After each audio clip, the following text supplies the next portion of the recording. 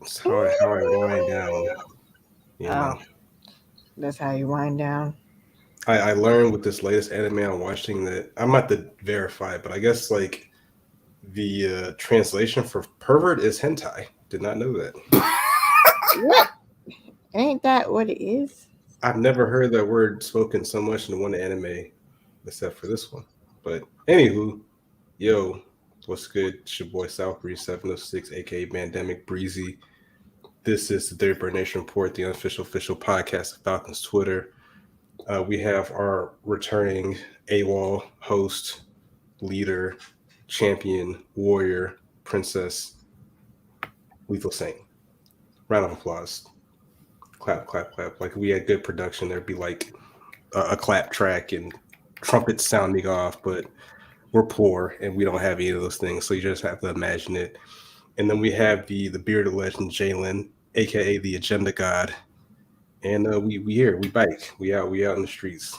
I see that Jif was out making her rounds at the Falcons games, doing meet and greets. I don't know if she was charging for these meet and greets and these photo ops, but I'm glad to see that she's out here, hopefully dodging the pandemic, you know. But yeah, what 5-7? That's where we at right now. I don't fucking know. Yes. Yes, and if you're a first time viewer, please understand that if you're looking for the deep lyrical miracle analytical football tweets, you probably want to go listen to and subscribe to Locked On Falcons with Aaron Freeman. Shout out to the guy.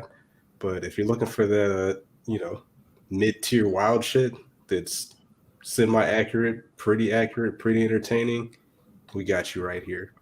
So Say semi-accurate. Everything I say is the truth. I don't know what you're talking about.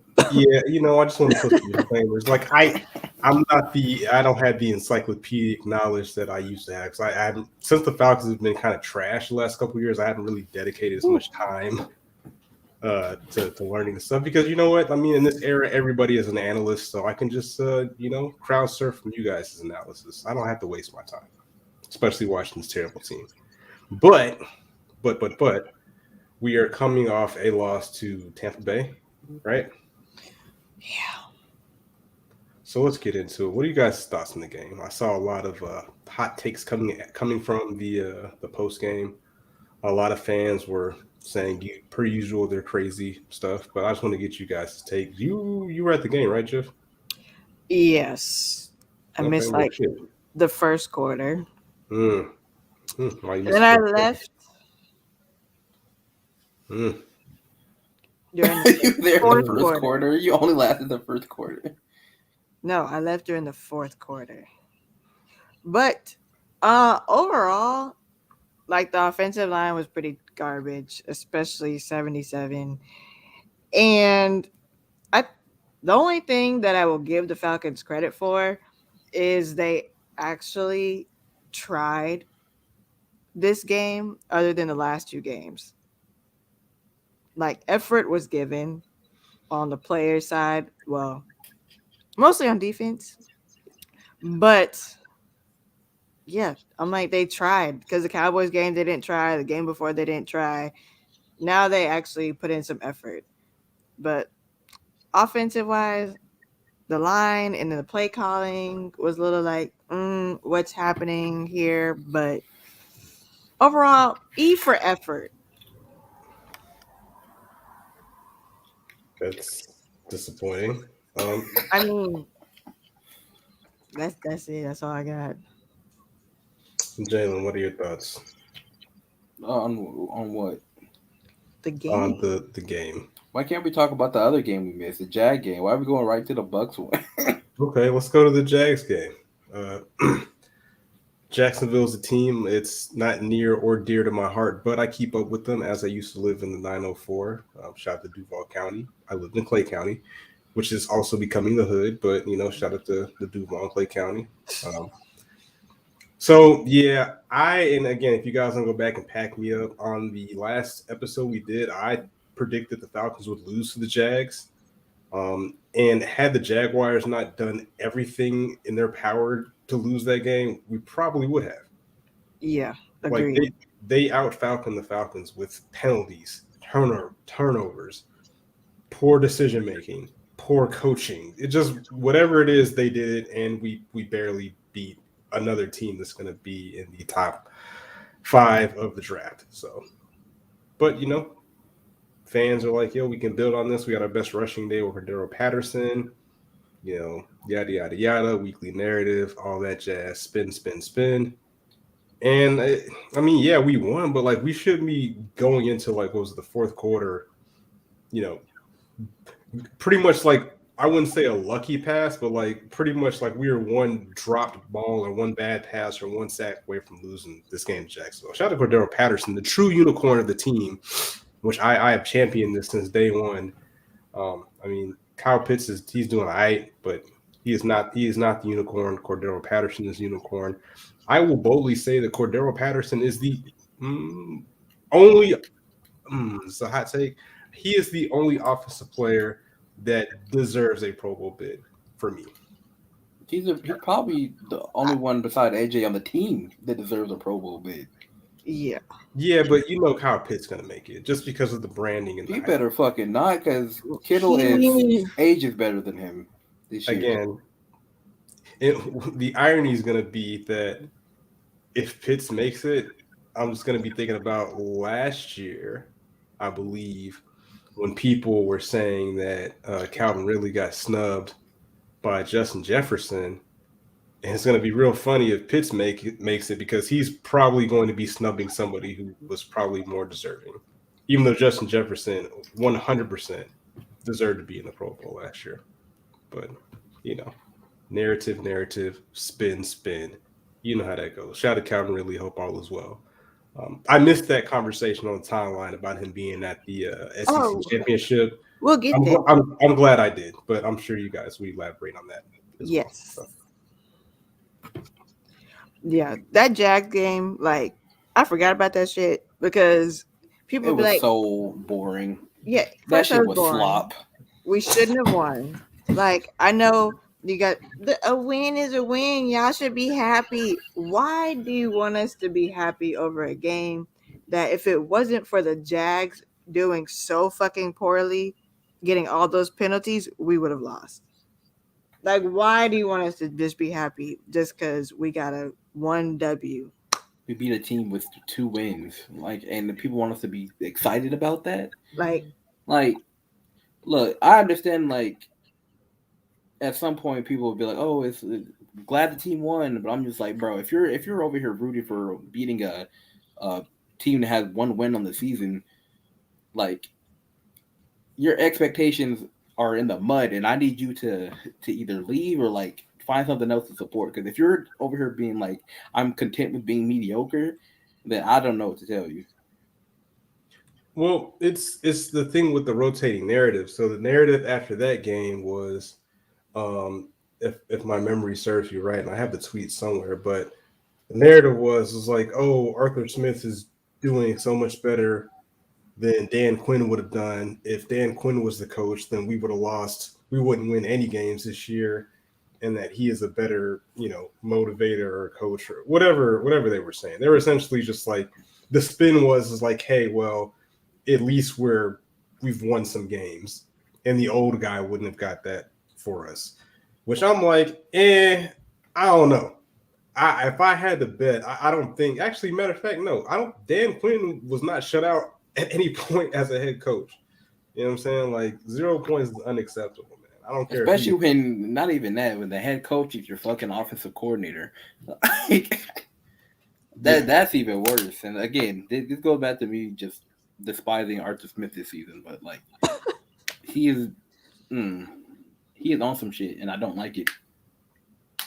Yeah, it's So yeah, that was the narrative with that. I didn't get why do we always have to inject former players or former coaches when talking about this team? And the other thing that I heard that Aaron was saying that I meant to screenshot and put on the timeline, but the people that are using the wins as a metrics for this team's improvement, we have a pretty weak schedule, right?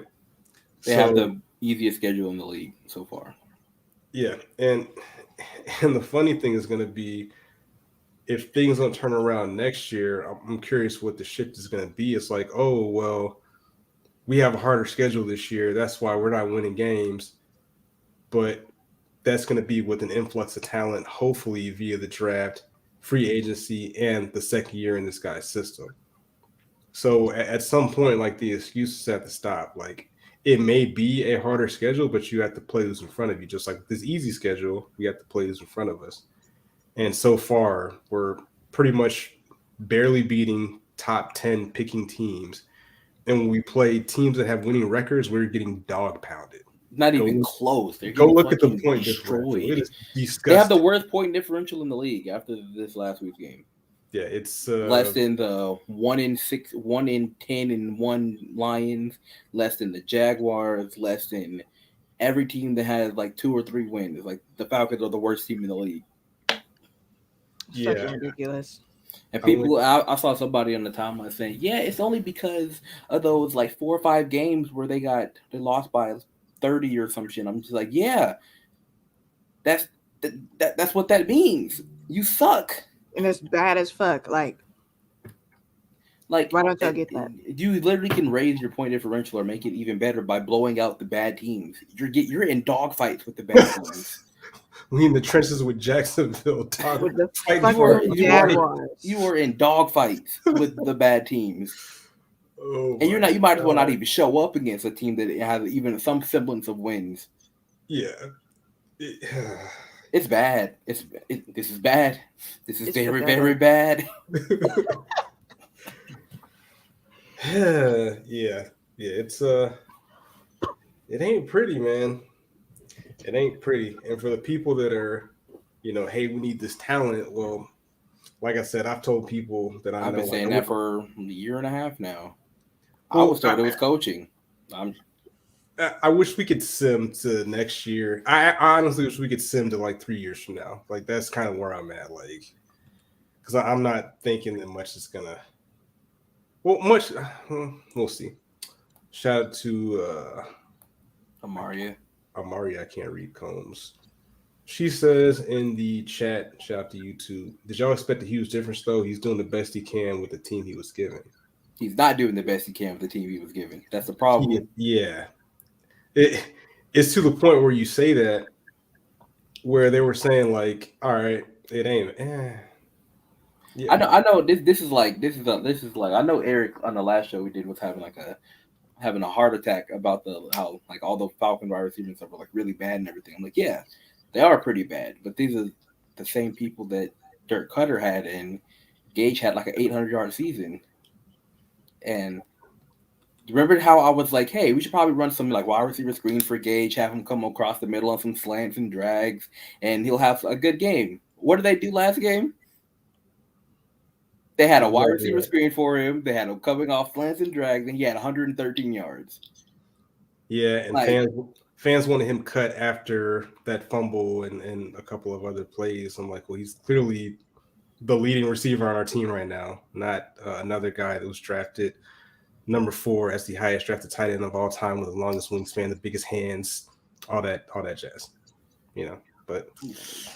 But yeah, like moving on from the Jaguars game. Let's get to this game. Great thing for that game. The running attack was good. Good for Mike Davis. Good for Cordero for having a career night. Nothing else about that game was good. Nothing. Yeah, they got an interception on Trevor Lawrence. It wasn't even really Trevor Lawrence's fault. It was a fucking tight end or whatever's fault. And then Trevor Lawrence gifted them, his future team, a bunch of plays because he threw a shit ton of them in the dirt. That was about it. They didn't do anything else redeeming in that entire game. Yeah. Moving on. Shout out to the Quadri Olison Hive. Yeah. Shout out to those guys. Shout out to the Mike Davis Sucks Hive too, because I don't know what you guys are watching. But all right. So Patriots Buccaneers. Damn, not Patriots. The dude that played for the Patriots. Yeah, so the game seemed like a game. Like I wasn't really ready to cut the game off immediately like I usually am. So it looked like we were going to do some things. Had 2 pretty solid drives. I think this was the first drive with the first time they scored on the opening drive this year. Yeah. That's pitiful, by the way. Because if that is literally that's supposed to be your money drive. That's supposed to be your we practice all week for this drive. We know exactly what we're going to hit them with, and this is the first time all year that they've scored on it. What? Yes. What? Yes. Make it make sense, Jesus. I don't. Are you talking about the Bucks game, Amari? Or are you talking about like the Jags game? I'm sure you're talking about the Bucks game.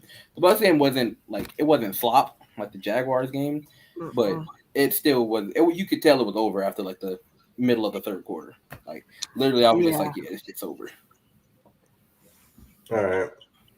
So we look like we had a somewhat competitive team for about 2 drives, right? It was And then downhill after from there.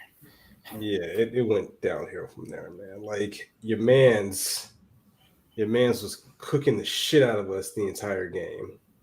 Who is your man? Who's your man? Your man's Godwin. Oh yeah. I was like, all right, so shout out to whoever had him on fantasy because they got hella points. He had like 16 catches on that game. The man for like could 90 yards.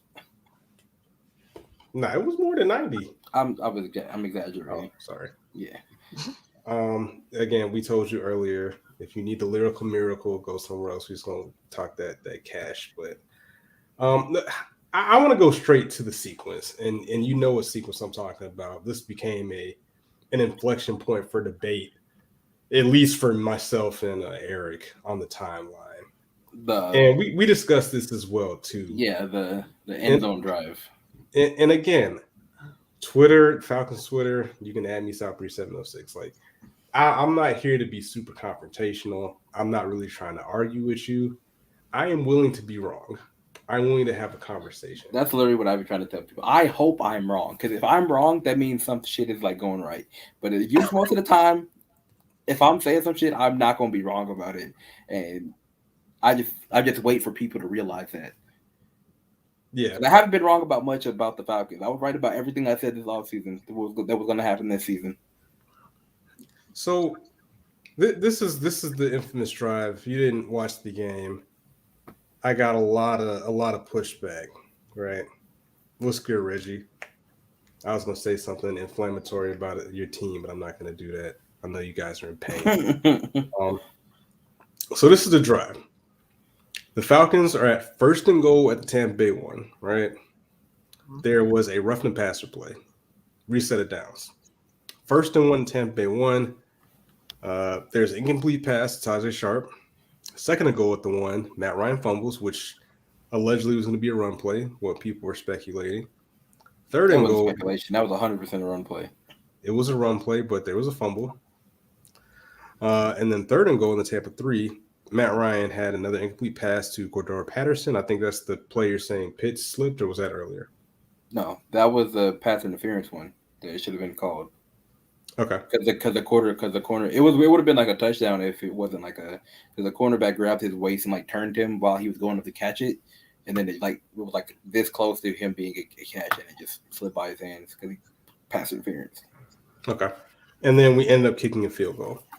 So the issue that I had was that a lot of people had is like, yo, why was there not one run attempted when up into that point in the game, we had a extremely high success rate running the ball.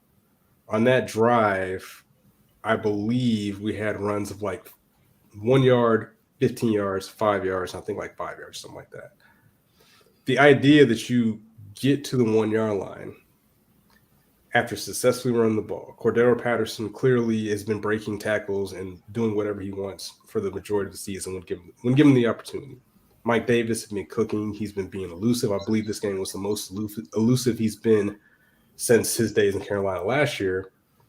And again, I understand the concept like, yo, these were the plays that were called. They just weren't executed. That's fine and dandy. However, strategically, if you need 1 yard and you're not confident, or whatever went in your head told you like, yo, we can't just push these guys a yard to score a touchdown, just bothers me, right? Like I could see if this was Kyle Shanahan calling these plays where we could see that they work, right? And that there's consistency about it. Sorry to bring that name up, but I mean, I was yelling in 2016. You can pull up my tweets, run the ball, run the ball. Because I was frustrated that Shanahan would do that, but it worked, right? So I can't say anything because it was effective.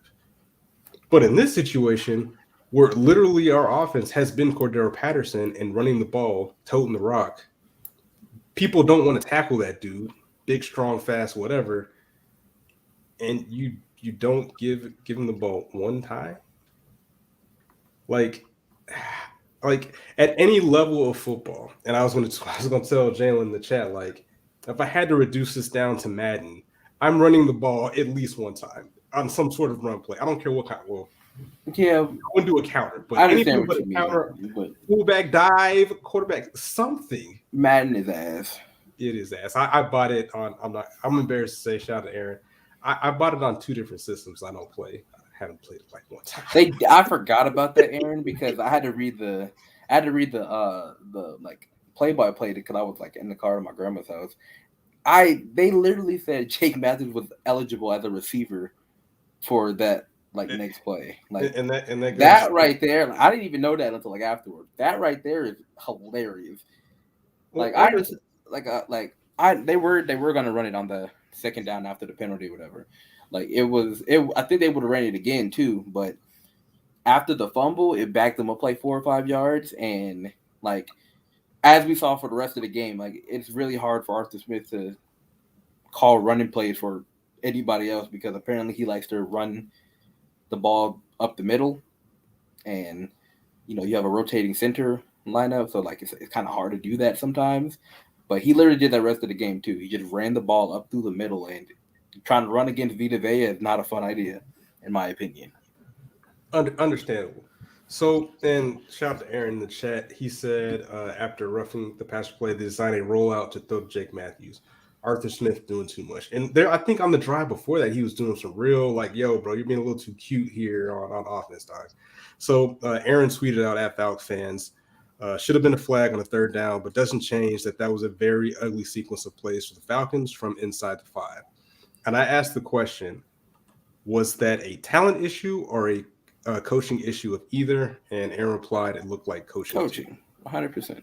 Because I was told by Eric, we went a little bit back and forth about this, was that because we didn't have talent, that was the reason why we didn't score on the 1, just to reduce the discussion to a simplistic form. But my counter to that is that we had the talent on the first drive to drive 70 plus yards to score, right?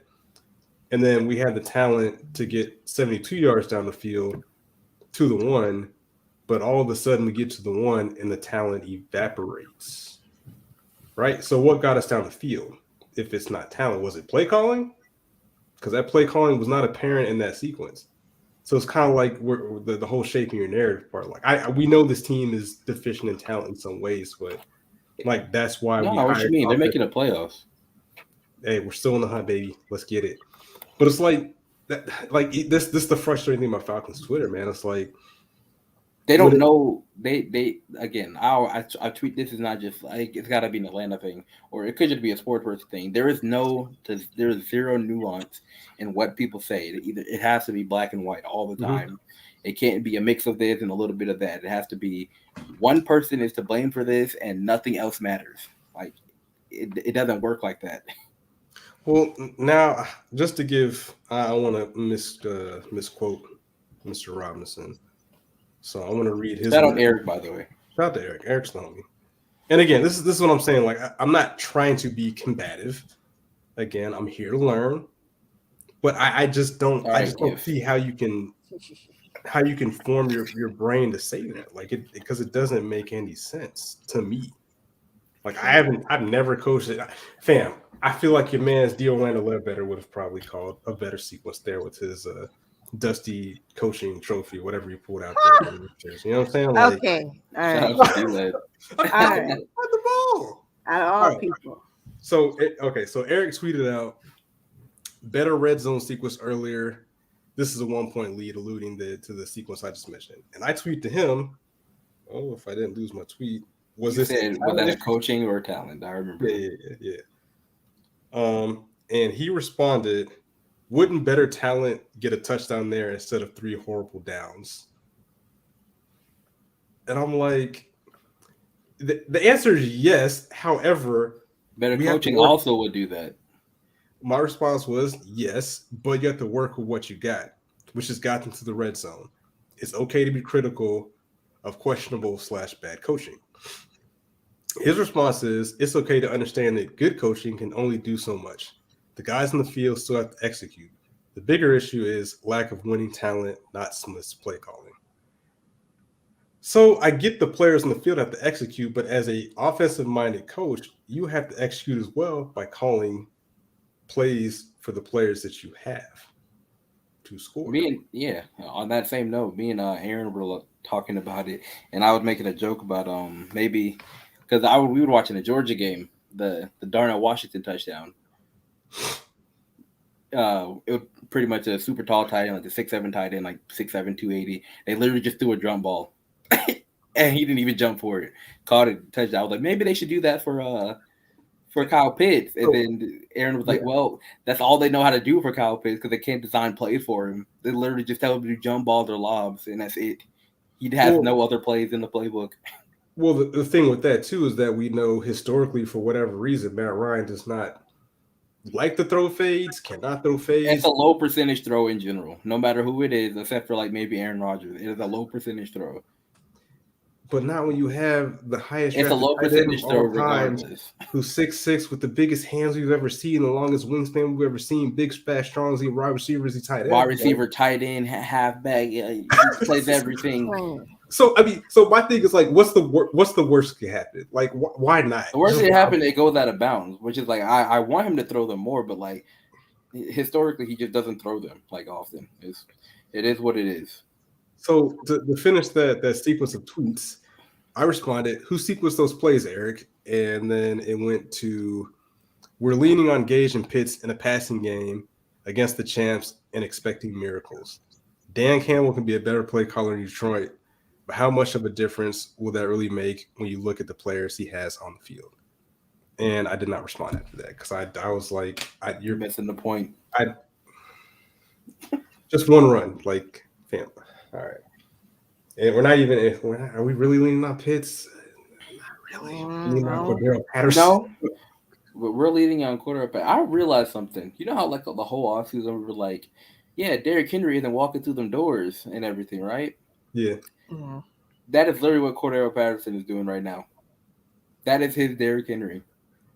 Yeah, and it wasn't same thing in Tennessee when Derrick Henry ever like either went out or like he was hurt for a little bit. Their offense kind of tanked until Tannehill decided to take over. As soon as Cordero gets out of the game, this Falcons could do nothing. And the crazy part was that wasn't the intent. Exactly. Like that was not that could not have been their plan coming into the season. If it was, then go ahead and just shut it down, man. Go ahead. Hey, that would be the one case I'd be like, go ahead, draft a running back #1 overall, apparently, because that's all he knows how to use. He's a fucking running back. Yeah, and I've said this before. That tight end #4 overall doesn't matter. That wide receiver that you just spent a first round pick on a couple of years ago, who had 1,000 yards a season before, doesn't matter. Give me a running back. Yeah. And I know me and Reggie, we went back and forth a little bit. Not back and forth. We had a discussion. Like, his initial thoughts was that, like, give credit to Arthur Smith for quote unquote unlocking Cordero Patterson. And I'm like, Cordero Patterson is getting out the mud. Like, this ain't got nothing to do with Arthur Smith. This man's out here trying to get his. Like, he's breaking tackles, he's running through people. Cordero is catching check down for 30 yards. I don't think Arthur Smith is doing too much to unlock that. Yeah. Obviously, he's giving him like more touches to do shit, but like I don't know if that's really unlocking him. Like, he's not designing shit out for him. He's telling him, all right, you're the check down. Catch the ball. All right, you're the running back. Run this play. Yeah. There ain't no complex schemes going on out here.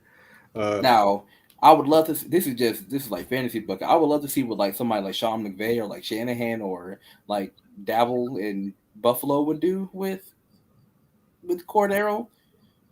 Because that shit would be insane. Well, it'll happen when he's signed to one of these teams next year. We can't afford to pay him his worth. So that's still my prediction. He keeps saying he wants to be here. So I see that. I see that, but let's see what happens when they start throwing them numbers at you, homie. Right. You gonna see that? You gonna see that iPhone's notes. Hey guys, I Nah. appreciate everything in Atlanta. I love you guys. Go Jags or something like that. Let me tell you. Jag- And I'm ready to move on Patriot. for my future endeavors. Hashtag fins Thank- up looking at. Hey, Thanks man, for get the bag. everything, Atlanta. You know, Hey, if you want to be here, you can be here. We gonna find out how much you love Atlanta next year when they start running them numbers. And With again, them you'd be a checks. fool not to. You'd be a fool not to take the money. That's collect them coins, King.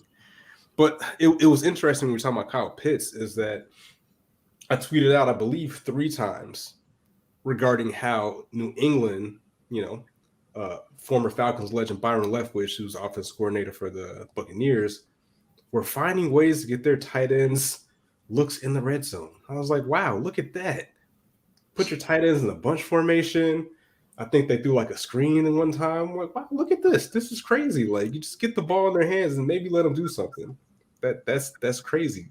Too bad we don't have a 6'6", jump out the gym, 250-pound, biggest hands, longest wingspan, fastest receiver hybrid tight end in NFL history to do those same things with. Cameron Brace out here getting work in the red zone, dog. Like he's not the most talented tight end in the world, and he's out here getting busy. And we can't emulate that somehow. Like, that's where I'm saying the coaching comes into play. Like, I'm not saying it has. They got to be, Cameron Brake running fucking quick outs, getting 17 yards. Like, we can't get Kyle. Like, even if Kyle Pitts is being doubled, I said the same thing on the timeline. I don't know who responded to me. I was like, we can't get Kyle Pitts like a quick out, like a real quick, a slant over the middle or something.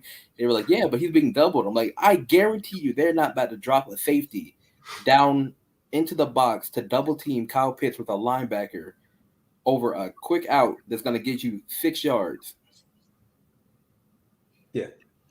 And again, I know we're kind of burying the lead with the problematic offensive line play, which we understand.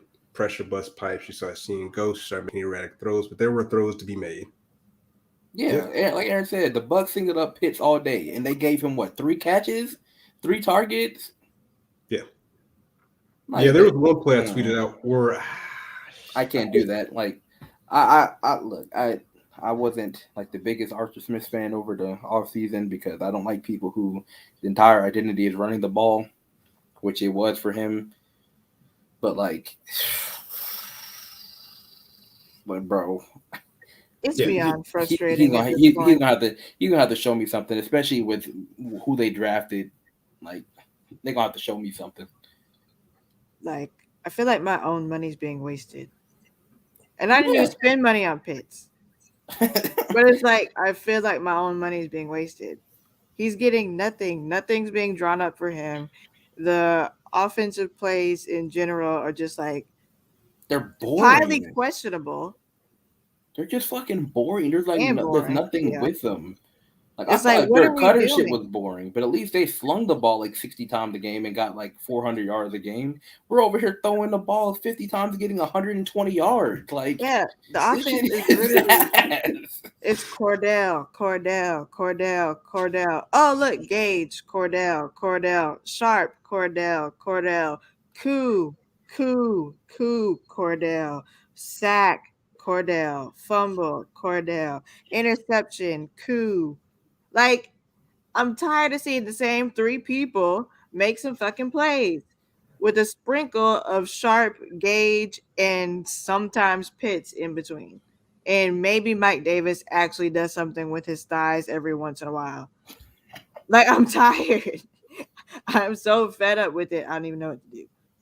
I don't know what to do. Like, what do we do with this? I'm tired of fucking head coaches being also a defensive coach or the offensive coach. It doesn't work. We've tried it twice. This is the second time. It's got to stop. I don't know what the fuck Terry's doing. Like I said, never trust a bald black man He will pay with for his war Levi's and crimes. Cowboy boots. He will pay for his war crimes. Gotta pay. And So- then I'm seeing another number 77 on the Broncos that apparently got drafted after our 77, literally He's the best. plowing niggas got down the goddamn field at least like 15 fucking yards. I'm like, why didn't we draft this motherfucker? Then we got this motherfucker on our team. Just letting people get Ryan. Just sliding through like Crisco. What the fuck? Not only did they draft Jalen Mayfield before, like Quentin Mine, I don't know how to say his last name, Quentin Minered or whatever the hell it is. They drafted Dahlman like a round later, and I don't know like how everybody is doing, but I don't think I don't know how good of an idea that was. They're over here rotating centers out. Like this is not college. Why is we it don't do that? Someone explain. Why are we? Aaron, are you still here? So, why are we rotating centers? Where are you at? I need an explanation. So, as an ardent listener of the Lockdown Falcons podcast, he said that, like, statistically, it's not a big deal to do that, but we did see there were some snap issues, which, you know, you got to have continuity. But, you know, the old adage, like, if you have two starters, you don't have any. So that's how I'm going to simplify this. Like, that works on defense. Yeah, you can rotate defensive players, but I feel like if rotating offensive players was a thing, somebody smarter than Arthur Smith probably would be doing it. But that just shows you the deficiency at that position that they have. So, amongst many. But back to the war crimes. Which ones? Two tweets that I bookmarked. One from Aaron as well, and then war crimes of Terry Fontenot. No, this is going to be from Arthur Smith, and this is where I want they're both on trial. Yeah. In the court of Jalen, they are on trial for war crimes, and as it's looking right now, by the end of the season, if they don't show me something, they will be condemned.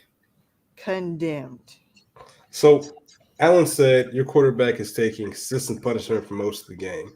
Why run a 5-wide empty backfield in 3rd and 2 against a team that is tearing you apart in the trenches? Don't like that call from Smith at all.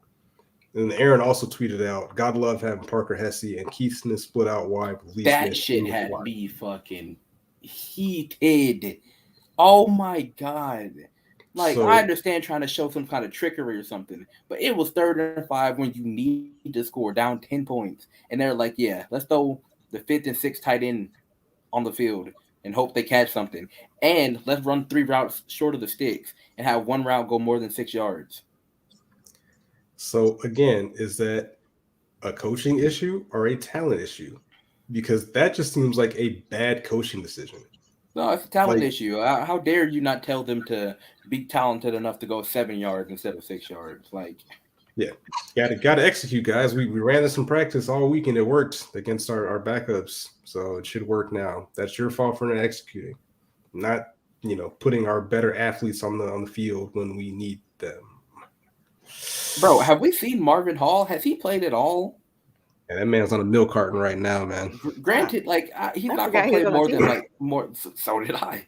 Granted, he's not going to play more than 10 snaps a game or some shit. But they refuse to throw the ball down the field. Obviously, O-line has something to do with that. But they don't even be calling plays for that shit.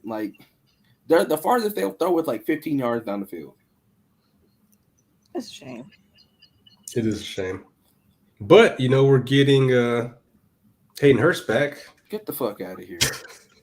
Talking about forgetting people who are on the team. I'm like, damn, yeah, he is on the team. I said, Hayden Hurst coming off IR. I said, we still got him? Great. God bless. Let's try to get the ball in his hands. No, they're about to have him be an inline blocker. Make it make sense. Jesus. Well, we got the Panthers. Their team isn't These cats fired their OC. They've been having a quarterback carousel, and we're still predicted to lose that game. 67%. That's crazy. What's the spread? It's got to be 4.5? I don't see anything yet, but yeah. No Christian McCaffrey. Who knows that quarterback? They do have an astonishing defensive line, which is clearly a weak spot for us. So, have a day, guys. Have a day. I'll speak on the Joe Brady shit real quick because I was one of those people who were I would like him to be the head coach because he's a good offensive coordinator. And everybody's over here oh, I'm so glad we dodged the bullet and got Arthur Smith instead. I'm like, no. No, Arthur Smith has been terrible this year. He's been awful at like every single thing. He has been a bad head coach. He's been a bad offensive coordinator. He's been a bad talent evaluator. Like I can't rock with him. He will pay for his crimes. Yeah. Again, this is what I just want to sim to the offseason and see what they do.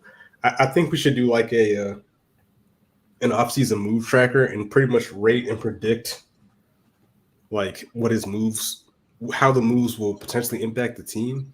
Like the first one's got to be getting a veteran guard. I think everybody can agree on that. It's I will take a rookie guard. Oh God. Like, yeah, look, at the end of the look again, like I said the last show, we got to stop trying to build for Matt Ryan. I get that, but I mean, we still have Matt Ryan though. You know what I'm saying? Yeah, like, but like, do you have Matt Ryan or do you have the ghost of Matt Ryan? Fair enough. We have to start moving forward. We can't keep doing the whole. Yeah, if you just get Matt Ryan, this, and this, and this, and also that too, then like we'll be good. I'm just like I can't do that. I can't. Pushing 40. I'm not saying invest high draft. I know what you mean for. Yeah, because like the strength of our team is still on offense. So I will take a veteran guard because there's going to be a lot. I've seen people talk about a lot of guards and shit coming up in this draft. Just interior play in general needs to improve because your tackles are fine. I'm not the biggest McGarry fan, McGarry fan, but like he's serviceable. He's decent. I'm not really too much of a complaining about him. I don't. It is what it is. They're not going to change it. And even if they do, they have a willing replacement, I think, in Matt Gono behind him if he can ever play. Because I think he's better, but we'll see. But like, I don't know. I'm tired of trying to invest like high draft picks in the guards and then everything else falling apart. Like, at this point, I don't even want them to invest in defense unless it's like, in offense unless it's like skill positions. Yep, that would make sense. Let's see. I kind of want to move over on Matt Ryan. I don't know if you guys heard, but there was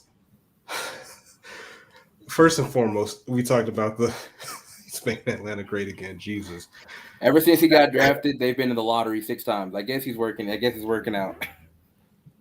So I don't know if you guys heard this, but we were talking pre-episode about I personally think they should abolish spaces, right? Because it is destroying the communities. Matt Ryan. Let me play this spaces. Please, it is the funniest thing we hear all day.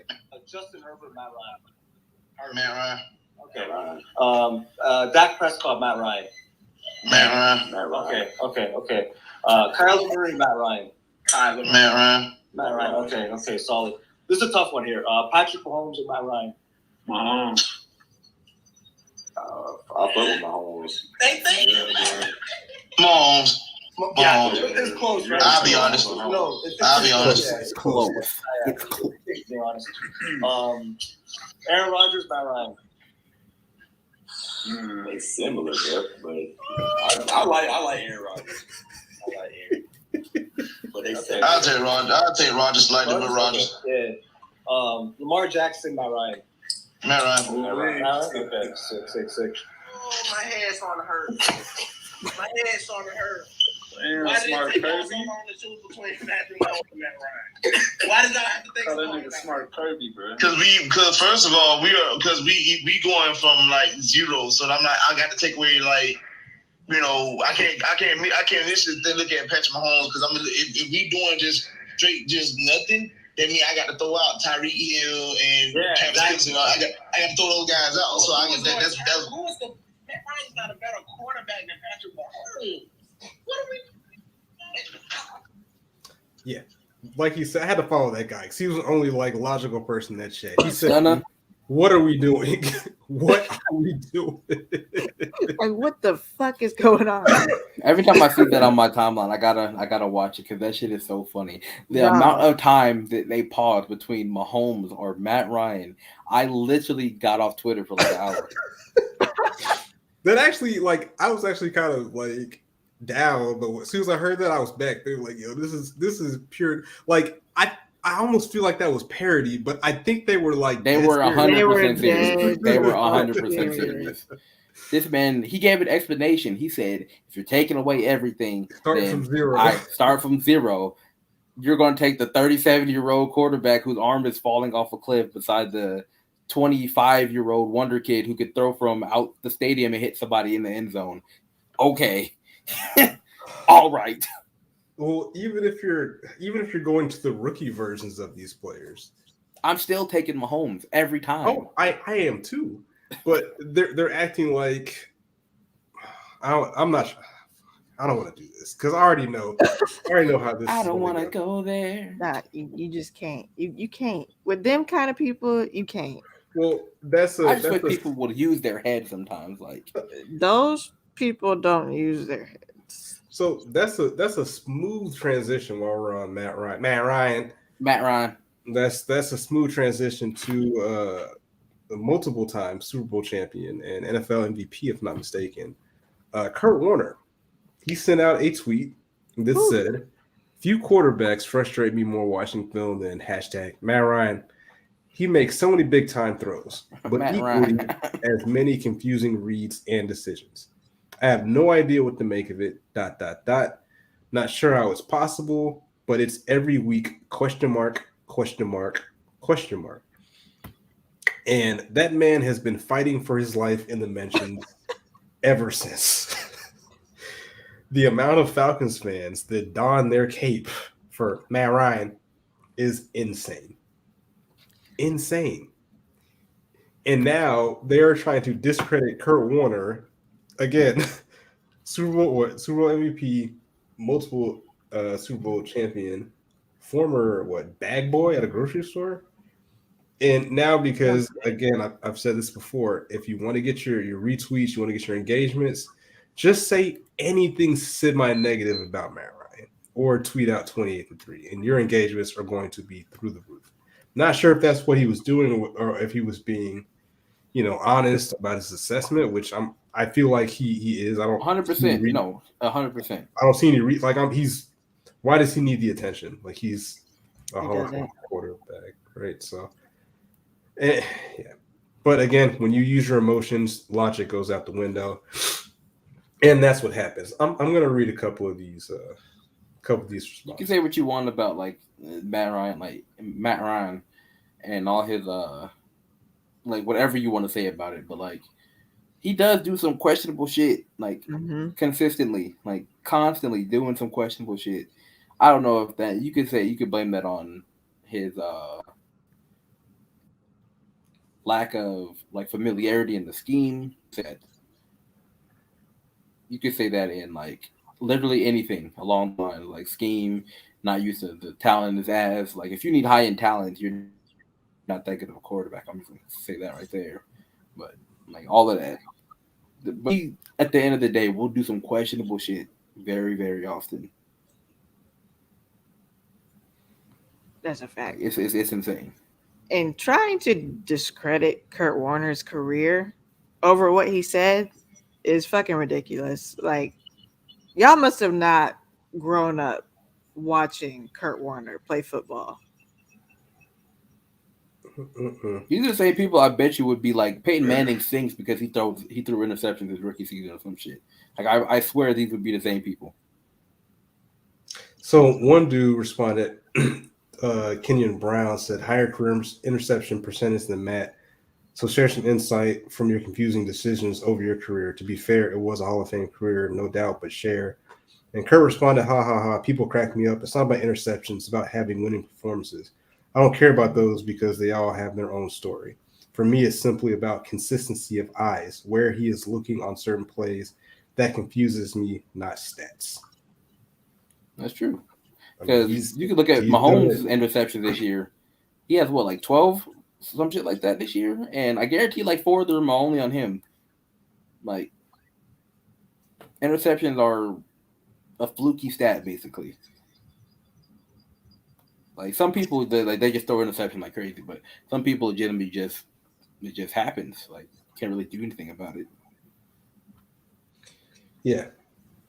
And I guess the other narrative is like, oh yeah, people have been saying Matt Ryan's been bad for years, and now he's actually, playing bad in some instances that people want to come out the woodworks. Yeah, there are those people, but like again, I feel like Kurt Warner is not one of them. Like, I don't see what he has to gain from doing this. Like people say he's trying to promote a movie or something like that, but I mean, he's rich. He's gainfully employed. He seems pretty happy. Like more projection. Yes. Let me promote a movie by talking about Matt Ryan to the Atlanta fans who don't even pay to go to the stadium. Yes. Hello. Let me do that. Oh, let's see. I think this is not me knocking anybody who doesn't want to go to the stadium. I'm not spending money to go down there. These niggas suck. I've already told you. People aren't spending money to fucking go down there. Why I'm not spending money to buy no merch. I'm not buying anything until this team starts winning. Even though I'm wearing. They have to show me that these niggas are serious, because the stuff they've done the last season has shown me that they're like, I am content with being ass. Content with being straight booty cheeks. Yeah. Let's see. Don Julio and Hennessy, Craig Street said, you only have a ring because Kevin Dyson got miraculously tackled at a yard short of the goal line. Let's not play this game. Let's take it so bad. He's hit more than any quarterback in the league, and he's playing with wide receivers that would barely make any roster on another team. I feel like Kyle Pitts would make a lot of rosters in this league, but that's neither here nor there. I think I'll follow this question. JS2004 says, when I say this, I'm a hater that doesn't know football, but a Hall of Famer saying it. Yep, I agree. Then somebody made a great point. The Falcons fans in reply is another reason why people don't take us seriously. And I think that hits the nail on the head, because these people are wilding for no reason. I think I blocked this dude. Mordecai, the awesome Blue Jay, ATL Blue Jay. Matt Ryan has no wide receivers and blocking. Team is not helping him at all. He does not deserve this hell. That's the other narrative. Matt Ryan doesn't deserve it.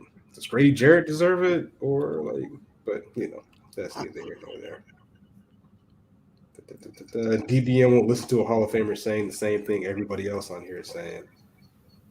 Why do I see fans telling a Hall of Fame quarterback that he doesn't know football? Matt Ryan doesn't know y'all real life. Chill out with all that. The thing about that quest, the difference between that and what the Falcons are doing is hope.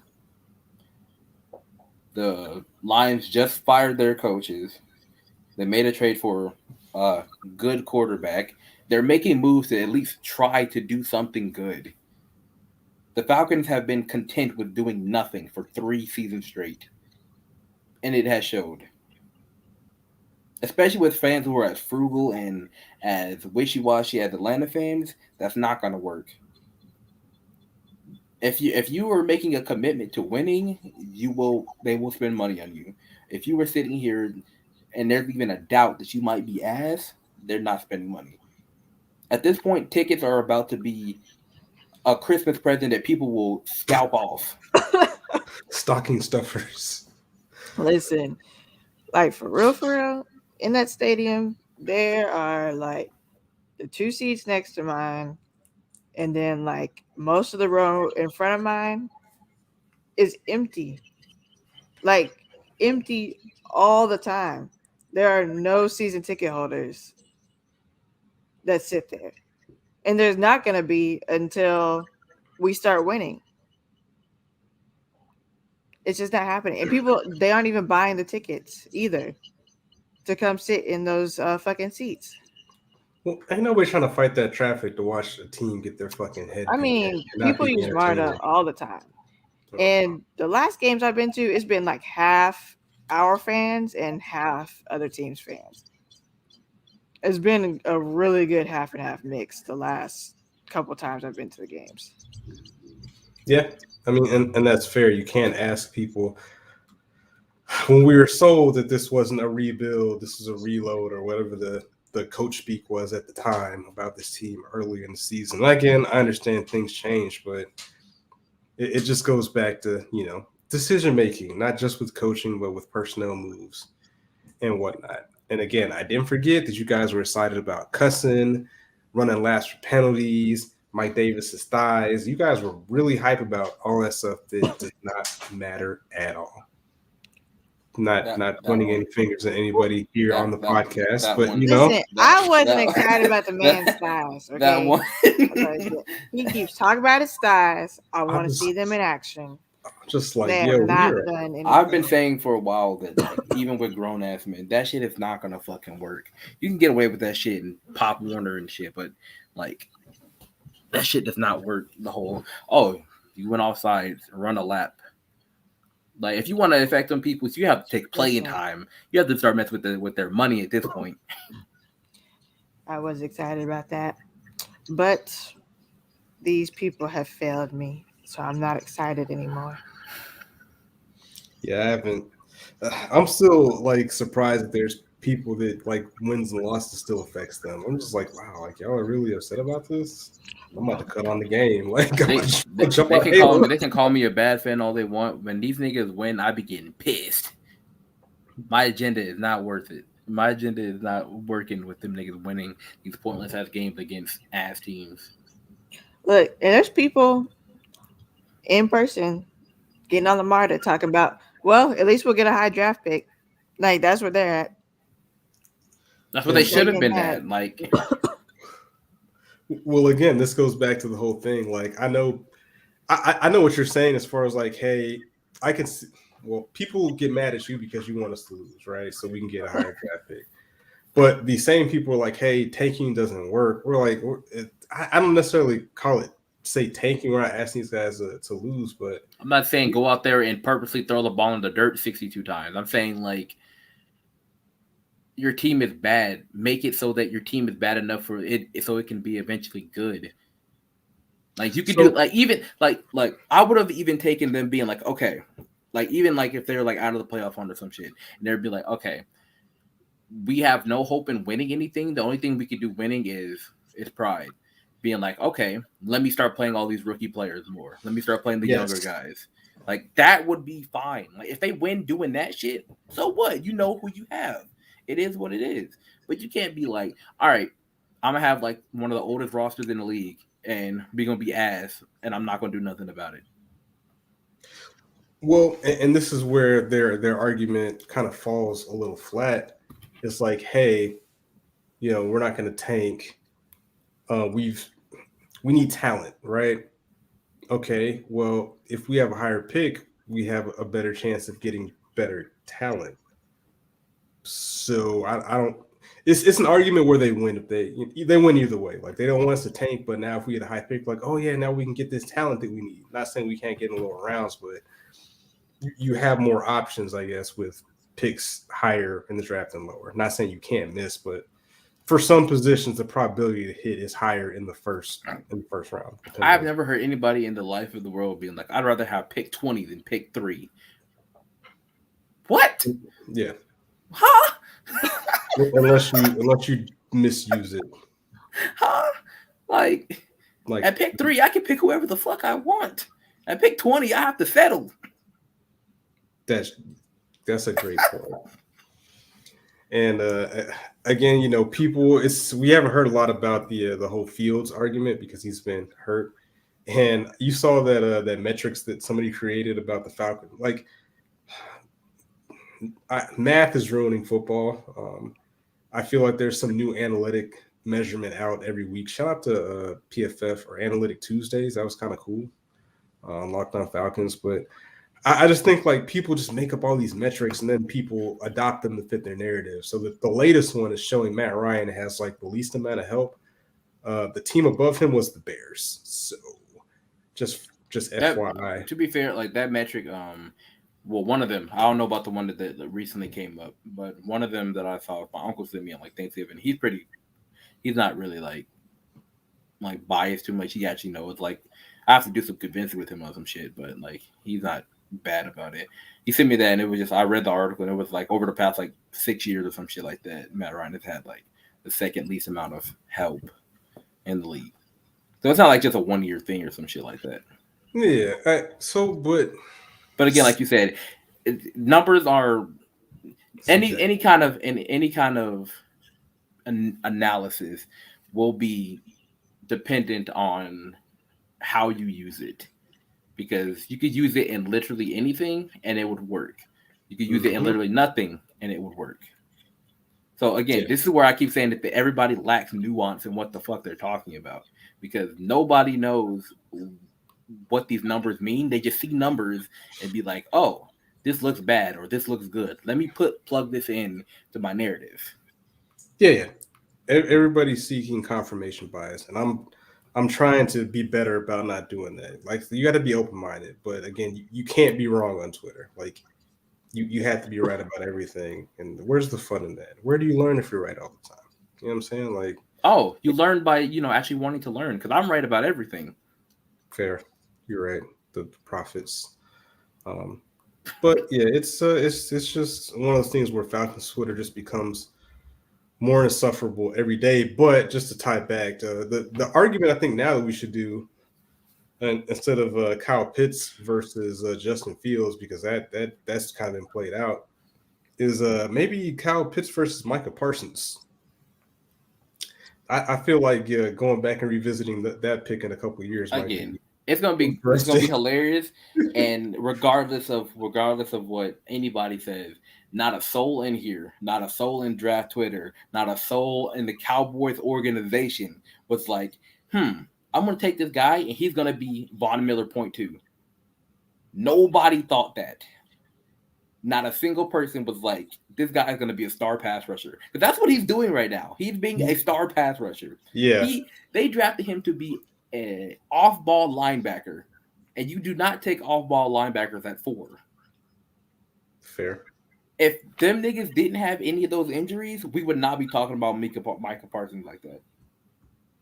Shout out that was the luckiest shit ever. Well, you know what? It is about luck sometimes. You know that's what the draft is. And guess what? Luck, dog. And guess what? You have a better chance of getting lucky in the early rounds than you do in the later rounds. Yeah. I don't know, man. I feel like because as pass rush starved as this offense is, I feel like he would have been like, "Yo, dog, like just go do something." No, they would have been like, "We have enough people," because they keep putting Steven fucking Means out there. They would have been like, "Nah, we're good." They're gonna play him literally how they would have played. They probably would have played him like they play fucking Mikael Walker or some shit. He would play like 20 snaps a game, and he'd look lost, because when he was playing linebacker early in the season, he looked fucking lost, and then everybody would have been shitting on him. Again, hindsight is 20/20, man. But I don't know anymore, man. I'm just out here waiting for the season to end. We have nothing to play for. Yeah, I'm definitely if they lose another game, that'll pretty much confirm that they'll have a top 13-ish pick.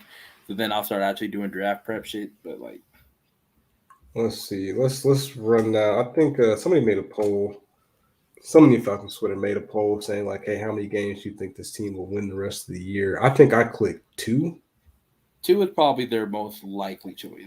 Most likely, they'll play the Panthers and then the Lions. So that's probably their 2 most winnable. We gonna beat the Lions, man. I don't think they would. I think they'll probably beat the Lions just because it's the Lions and they're doing tanking right. But I wouldn't be surprised if they got their ass beat by the Lions. Good thing though, the Lions won, so we wouldn't be their first win. True. I mean, shit, the Lions probably looking at us the same way, like, "Hey, man, these are the Falcons. We can beat these guys." You know what I'm saying? Like, that's embarrassing as hell. It is embarrassing. I'd say 3 games at the most. Who you got? We got Panthers, Niners, Lions, Bills, Saints. All right. Golly. Help. Niners. They're not gonna beat the Niners. What? No. Let me have my hope. Okay. I know why you want it to happen, but they're not gonna beat the fucking that Niners. bitch. Okay. Especially if Jimmy Garoppolo gets benched or some shit and they actually play Trey Lance. Even if Garoppolo plays, I don't think they're beating the Niners. I said what I said. Probably Saints, and I'm gonna say Panthers, because the Lions could fuck around and beat us just for kicks and giggles. I think their best chance of winning, they're the only game they have a chance of beating the Panthers this week, and they have a chance of beating the Lions. After that is, I don't think, because again, all bets. I don't know what the hell happened in that Saints game. All bets are off when they play. It could be a 20-point blowout either side, or it could be the closest bet game of the season. Like we never know. Right. Never ever know. So I will never predict that. I just history says they'll split. Yeah, 1-1. That's it. Well, Like we'll beat them at their home, they'll beat us at our home. That's how it worked the last couple of seasons. So we don't know. for the sake of PR purposes, shit, that better be his Super Bowl. If you were to beat the Saints twice and then end the season beating the Saints, that'll be good for some goodwill going into the offseason. You know what I'm saying? But I will have his head regardless. Yeah. I get that, but I'm just saying On for a stick. The couple of weeks where people are fantasizing about year 2 with the influx of talent and the second year of the system, and Terry's gonna go get us some guys, and Matt Ryan's second year and new offense coordinators, he plays great. That narrative, which I hope happens, but I mean and then it's gonna be like, Kyle Pitts is a Pro Bowler and he's coming back, and whatever happens with Calvin Ridley, however that shakes out. Hope he's doing okay. Yeah. Let's discuss. Oh yeah. Go to that, because I missed that. I'm glad I missed that, but I'd heard there was a lot of. We'll do that, and then we'll close it out. So allegedly, because I still haven't seen any picture proof of this. No video, no picture, nothing. Nothing. They said that Ridley was on the sidelines at the Bama-Georgia game. I haven't seen any pictures to this day. Haven't seen any video to this day. Nothing. And Falcons Twitter, some of Falcons Twitter is all up in arms about him being on the sidelines of that game. Talking about how pretty much he doesn't have any mental health problems, yada, yada, yada. He's trash. How can he be at the game and not working for us and being out there on the field for us? Okay, so where do you even start with this? When people are going through mental health situations, no matter what it is, okay, it's hard enough for people to get up during their mental health crisis. Get up out the fucking bed every goddamn day. And then you go to work. Like, we work horrible jobs. But you have to try to go to work, try to put on a happy face, yada, yada, yada. This man has to go to work, and his job is to get hit by 200 plus grown-ass men every Sunday. We don't have to do that as like regular people. So imagine you going to work, right? And a 200-pound man is trying to hit you every time you step on your office floor, your warehouse floor, behind the cashier's place that you work at, the cash register. Just imagine that happening, and you're already going through a mental health crisis. You wouldn't want to go to work either. You wouldn't want to go to work. You want to go, and you would want to go somewhere where you feel like like when you were happier, or when you were content, or when you were surrounded by people that you actually like. Yes. And winning. Yeah, that too. And us losing and being that definitely can. He lost his friend. Well, I'm assuming him and Julio were friends. But when you lose your favorite coworker, I think we've all been there. That when your favorite coworker leaves, you're like, fuck this job, fuck everything, fuck all y'all. I don't want to be here no more. I'm finding another job. Everyone wants to do that. He just has enough money to be able to actually take a break from work. We do not. But if we had his money, we would be doing the same thing. And as someone who just got over a giant mental health, 2021 has been kicking my ass. Okay, that's why I have been here. 2021 has been jumping me. The 2, the 0, the 2, and the 1 have been jumping my ass since the end of fucking June. That is why I have not been on here. That is why this podcast has been lacking, because everything, jumping my motherfucking ass. Just thank God I am still employed and still have this job, even though they get on my goddamn nerves. And I told them today I don't even like y'all. I don't want to participate in y'all secret fucking Santa because I don't like none of y'all. But they made me participate anyway. I tried to get out for religious reasons, but they're like, "Aren't you buying Christmas presents?" I was like, "Fuck." So I have to participate in Secret Santa with these ugly ass people. They already know I don't like them, so if they see this, whatever. So, anyways, I'm not gonna lose my job because they already done gave me a raise and all that shit. I don't even care. But that's why I haven't been here. And if I wouldn't be at work if I had that man's money too. And what you do when you're going through mental health stuff, like I literally hung out with one person like almost all the summer until I was like hanging out with other people or whatever. Because mental is just like you don't want to do anything, be with anyone. Like I have neglected a lot of friendships. Thank God everyone's still here. Thank God y'all are here. Like I've neglected so much shit that I did not want to neglect, but I just couldn't handle it.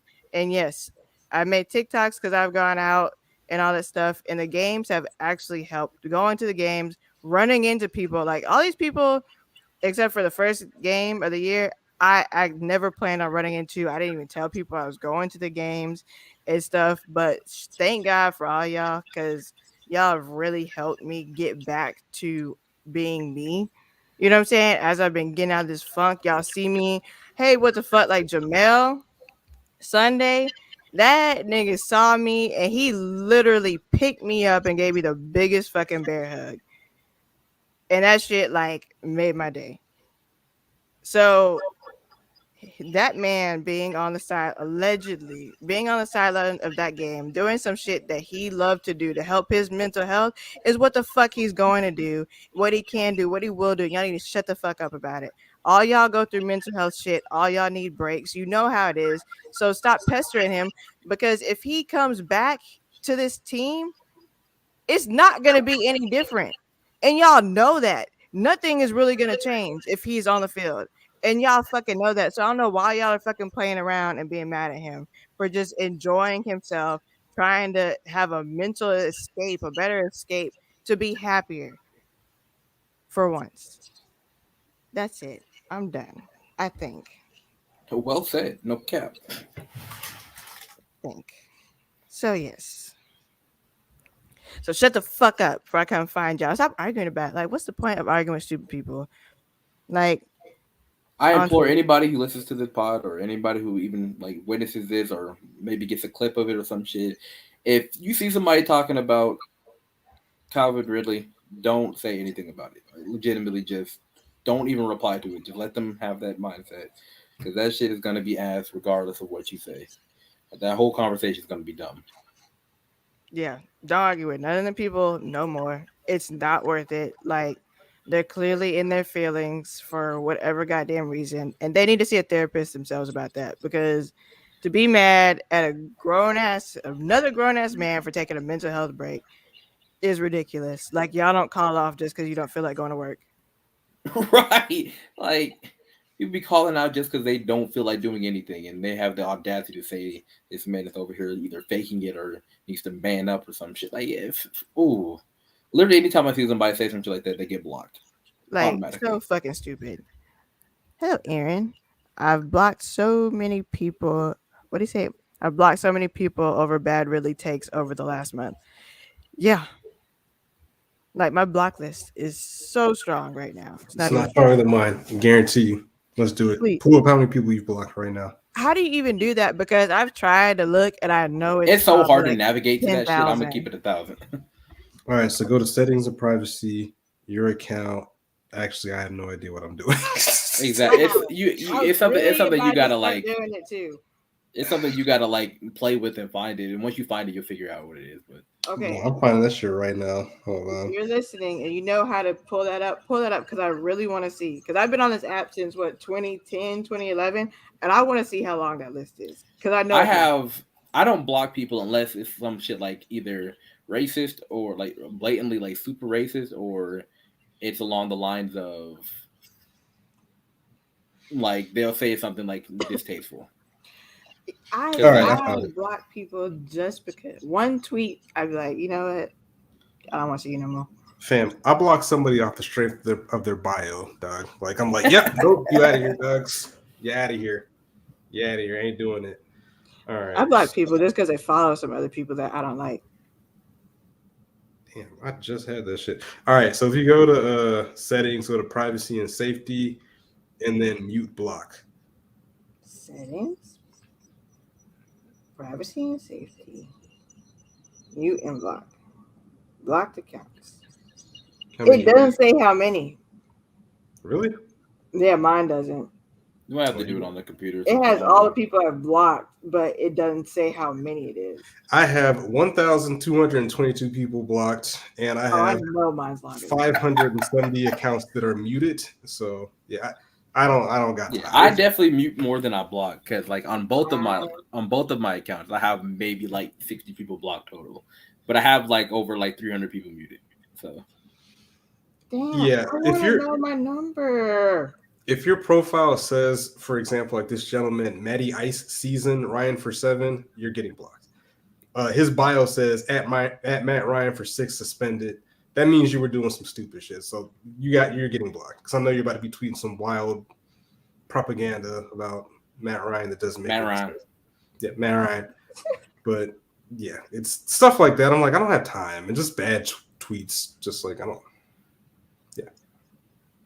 You know what you do. If your bio says that, oh, my last account got suspended, it got suspended for a reason. You're getting for blocked. A fucking reason. Yeah, you're getting blocked. I don't got time for your nonsense. I don't got time for your clout chasing, trying to get retweets, go viral. I don't got time for that. Get out of here. You're duns. But anywho, I think that's all we got. Yeah, this anime ain't gonna watch itself. Oh my god. What do we play next? The Panthers. Okay, yeah. Falcons lose them by 4. That's all I gotta say about it.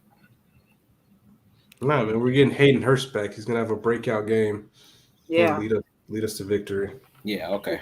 He's gonna get all the touches. Going against Shaq Thompson and yeah, good luck. You already know. Man. Kyle Pitts is gonna draw double coverage, so there's gonna be opportunities for other guys to make plays, and Hayden Hurst is going to be that guy. Facts. Kyle Pitts drawing double coverage just to get just for Matt Ryan to check it down to Cordero Patterson. Damn. Well, there's that. There's that. Yeah. Just side note, you saw how they use wide receivers out of the backfield or stack formations. Like, have they used Kyle Pitts in like a bunch formation at all this year? Yeah, in bunch a couple times. It's not like a primary set or anything, but they've used it a couple times. They should definitely use it more. They should definitely use more 3-wide receiver sets more, but that's not what Arthur Smith does. So I don't think it's ever going to happen. I mean, give us Gage, Pitts, and Patterson trips formation.